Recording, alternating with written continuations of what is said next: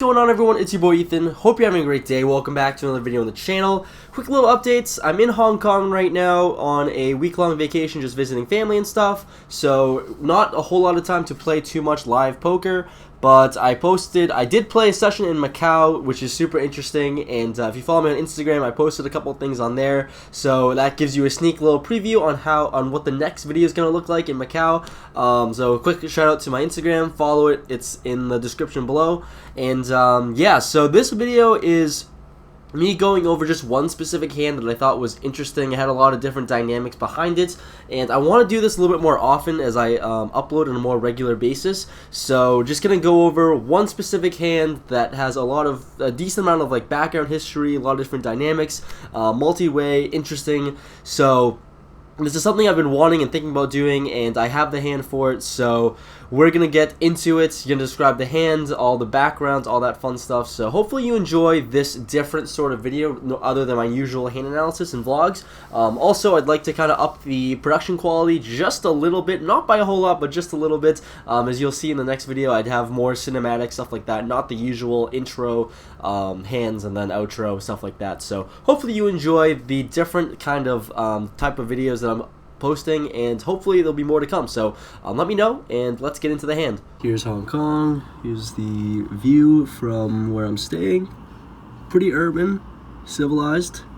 I don't know why I'm throwing this in there, but it's super not related, but here it is. This is my view.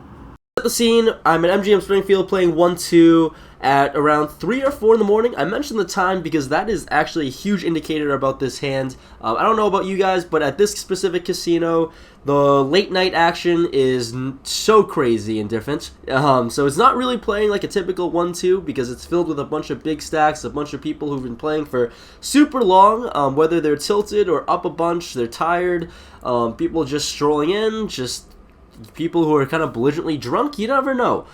So the late night scene plays basically like a 2-5, especially with a big stack at the table. Like myself here, I have 2,200 in front. I think I'm the biggest stack, but we're playing about 2,000 effective. So there's also a bunch of different big stacks and people with you know, thousands, $1,500, $600 stacks, stuff like that, which can easily happen here at this casino with the max being 500. So regardless, we're playing some deep stacks, 1-2, basically playing a 2-5, and let's get into it. So it's full ring game. I'm in the small blind. I look down at pocket sevens. So there are 7 limpers to me, which is ridiculous. I decide to make it $20, and we get 4 callers my way. So out of position, playing is trying to see a flop with pocket sevens. I think a lot of the time I should just shut down and go set mining, especially multi-way, super deep, hopefully hit a 7 and take it from there. That's the goal. So we see a flop 5 ways of ace 6-5, 2 spades and a heart out there. For pocket sevens, honestly, it's really not a terrible flop. Obviously, going 5 ways is not ideal. Someone definitely has an ace here, so when I'm out of position first to act, I'm gonna check. Next player checks, and a person in the middle position seat, he bets $10, which is just so strange. I don't get that at all, but he's been making weird small bets like that, and that's kind of part of his style, I think. I play with him a little bit, and the next player in the middle position next to act, he's Jamie. I mentioned him in the vlog a decent amount, and he's the villain. He's essentially one of the villains in this pot here. How I would describe him, Jamie, is he's a huge fish, likes to punt a lot of money. No, I'm kidding. He's not bad. He's a solid player and doesn't really get out of line too often, and definitely picks his spots if he is getting out of line and making a bluff there. So he decides to just call the $10. And he's also pretty deep stack too. I think he has the $2,000 in front of him as well, or $1,500. So getting mixed in with a pot with him would be interesting.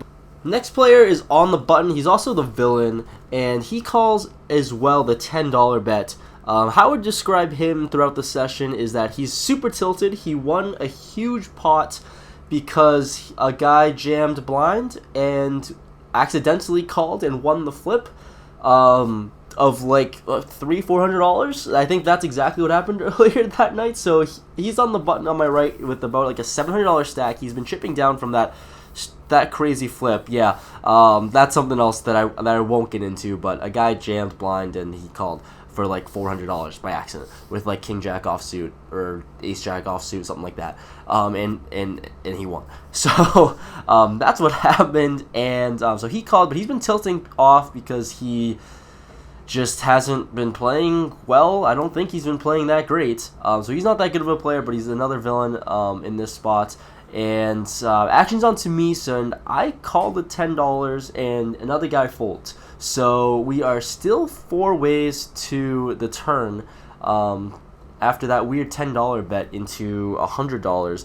So the turn's a 3 of hearts, bringing in 2 flush draws out there. Not really a card that helps me out at all, but if anyone doesn't have an ace, I guess it's a good card for me to a certain degree. So I check, and the guy who bet $10 in middle position, he checks to my buddy Jamie over here, who's one of the other villains, and he bet $60. The tilted button player to my right, he makes the call, and I think for a while, and I think it's weird, like that 3 is definitely a good card. I think there's a lot of draws out there, and looking back on it, but I decided to call as well, just not really believing it for some reason. I think I shut down here all the time looking back on it, but for some reason 3 a.m. 4 a.m. I'm up a bunch. I think I'm getting a decent price to call and hope for I guess a 7, and that would be cool. But yeah, so it's super interesting when the button player calls. I think I fold just to Jamie a lot of the time, but I'm getting a little bit priced in because there's 140 in the pot. He bet 60. There's another 60 in there. So pot's ballooning. It's like 60 to win 240, 260 right now. So I'm definitely not priced in the call, but it's definitely something that we're thinking about. I guess looking back on it now, raising's not an option. Whatever. I'm not even gonna talk about it. But yeah, it's weird. And the guy who bet $10 folds. So I'm just so confused. At this point, I'm thinking someone's got to be on a draw. Someone has to have an ace, but didn't make a whole lot of sense. So we're going 3 ways to the river, and the river's the 8 of diamonds. So essentially, all the flush draws don't get there, and I block all the straight draw combinations. So I think it's a great card for me, unless someone has a weird 8, then I'm beat, or an ace or something like that. And I check. Jamie then checks, and the button bets $180 into this pot. It just didn't make a whole lot of sense to me what he was doing. I just ended up tanking for about probably 3 minutes, thinking about this $180 bet, because I think I'm good a lot of the time. And it's weird because his line doesn't make a whole lot of sense. No one would just call $10 with an ace, especially on the button. I think you raise a lot of the time unless you're like nutted with ace-6 or something weird like that. I have no idea. Even ace-6, no one calls the $10 bet on the flop. I think a raise is absolutely mandatory, but I just, like, the whole action didn't make any sense to me why he would bet 180, and throughout this entire time, I just totally forgot that we were multi-way, and Jamie was in the pot as well, so I was just tanking, it just didn't make a lot of sense to me, and I'm getting the right price to call that 180 with my pair of 7s here, because all the draws bricked out. I block all straight combinations, weird 9-7 who would call for the gutter ball, that doesn't make any sense.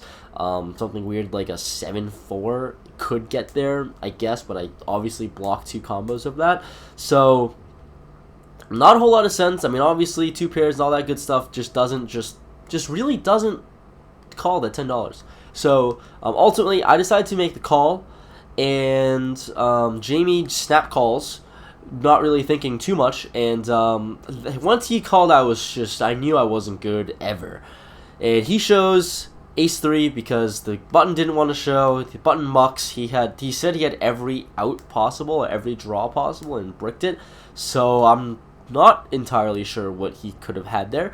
But he called with ace-3 with the top pair, turn 2 pair, and got max value from everyone. So that was an interesting spot that I just didn't really understand. I think I just got lost along the way. A lot of it could be attributed to fatigue, just by playing. I think this is like I'm in the middle of like a 10-hour session, so I got a little bit tired, and it's 3 a.m., 4 a.m. And I just totally forgot that Jamie was in there in middle position. We went 3 ways to a river, but once he checked that river, I thought I was good. You know, like it seemed like he was gonna take a stab at it on the turn. I think that's definitely a viable option, and to think that no one has the ace for some weird reason. Like, obviously I went to the flop knowing that I was behind when that ace comes there, because I know at least one out of the other 4 people that called my $20 pre-flop raise has an ace in their hand. And just throughout the way, I just didn't believe it, and thought I was good for some reason. Honestly, at the time, I really thought that he didn't have anything, because I think an ace could bet the river for value a lot of the time. I'm not entirely sure why he checked, to be honest, but we talk about this hand all the time, and that check just made him an extra $400, basically $360.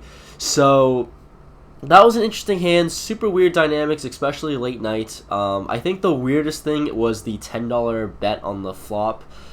That just kind of threw everyone off. It definitely threw me off. It threw Jamie off. It was weird that everyone just called that, and there was never a raise there. Obviously, when 2 people call that $10, to me, I'm never raising. But it was an interesting spot. Super weird. I wished, obviously I didn't win it, so that's unfortunate. But I thought it was an interesting hand to tell you guys. I'd love to hear your thoughts about it.